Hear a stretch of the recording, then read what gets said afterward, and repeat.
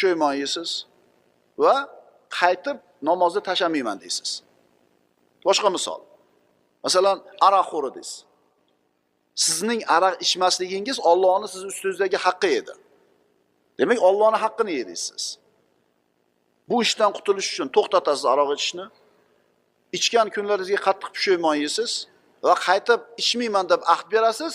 Demak, siz Alloh taoloning haqqini ado qildingiz. Shu ishingiz kechiriladi. Endi bandalarning haqqi bo'lgan ishda to'xtash, pushaymon yeyish, qaytib qilmaslik degan yana 4-shart qo'shiladi. Bandaning haqqini qaytarib berasiz. Agar zulm qilgan bo'lsangiz, odamlarning haqqini nohaq yegan bo'lsangiz, zulman yerini tortib olgan bo'lsangiz, zulman chekini olgan bo'lsangiz, zulman bir pulini tortib olgan bo'lsangiz, to'xtatdingiz. Qattiq pushaymon yedingiz, qaytib birodar pulini yemayman dedingiz, bo'ldimi?